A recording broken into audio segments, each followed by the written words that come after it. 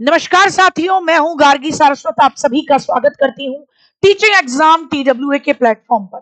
उत्तर प्रदेश शिक्षक भर्ती भैया बीरबल साहब की खिचड़ी है, जिसके लिए बार बार कहा जाता है पक गई। और अभी आ रही है, माननीय हाईकोर्ट का भी फैसला आता है, लेकिन सरकार पचा जाती है। फिर खबर देती है कि भैया हमारा जो सेवा शिक्षा चयन आयोग है वो कुंभ के बाद काम करेगा, बेहतर तरीके से काम करेगा, और होता है कुछ भी नहीं। तो भर्ती बोर्ड कितना सक्रिय है, रिक्तियों का क्या ब्यौरा है, ये तो कई बार मांगा जा चुका है, अधियाचन कई बार भेजा जा चुका है। अभी रिसेंट खबर क्या है, इसको लेकर ध्यान से सुने। शिक्षा सेवा चयन आयोग ने मांगा रिक्त पदों का विवरण।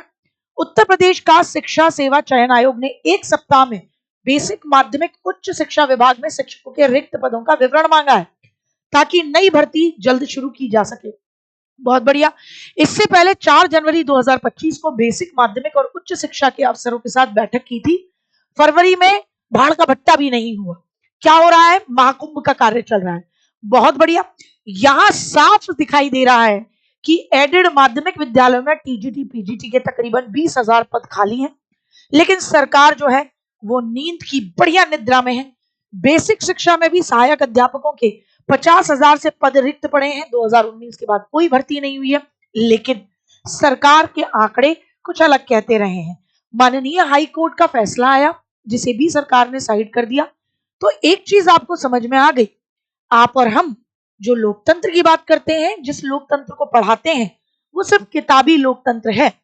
जब सरकार चाहे तो न्यायपालिका की धज्जियां उड़ाते हुए न्यायपालिका के आदेश की अवहेलना भी कर सकती है, और मानवीय संवेदनाओं या अपने देश की जनता की बेरोजगारी या राज्य की बेरोजगारों की परेशानी को अनदेखा करना वर्तमान में सरकारों का एक बहुत बड़ा हथियार कह लीजिए या पावर कह लीजिए, ऐसा दिखाई देता है।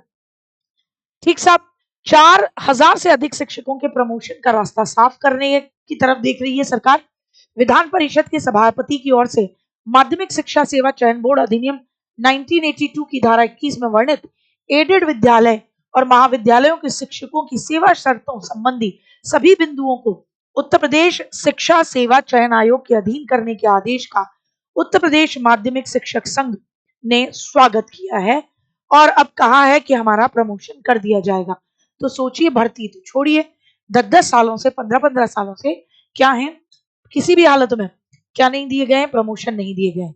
यहाँ अखबार में खबर छपी हुई है, अमर उजाला में भी खबर है यही कि शिक्षा सेवा चयन आयोग ने रिक्त पदों का विवरण मांग लिया है, और जितनी जल्दी पता पड़ेगा उतनी जल्दी काम करेंगे।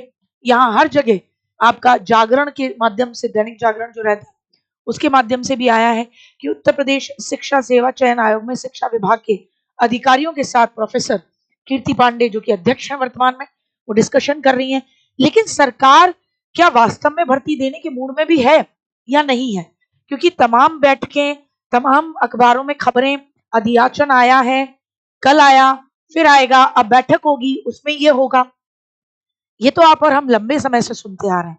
लेकिन अब हम चाहते हैं कि ग्राउंड लेवल पर सरकार वादे न दे, और खुद सेवा शिक्षा चयन आयोग, तो भाई मैं कहती हूँ कोई राजनीतिज्ञ या राजनीति से जुड़े हुए जो पॉलिटिशियंस है वो शायद शिक्षा के महत्व को उतना नहीं समझते, लेकिन अगर शिक्षा सेवा चयन आयोग है तो पदाधिकारी हैं, खुद पढ़कर पहुंचे हैं, इनसे बेहतर कौन शिक्षा के महत्व को समझता है?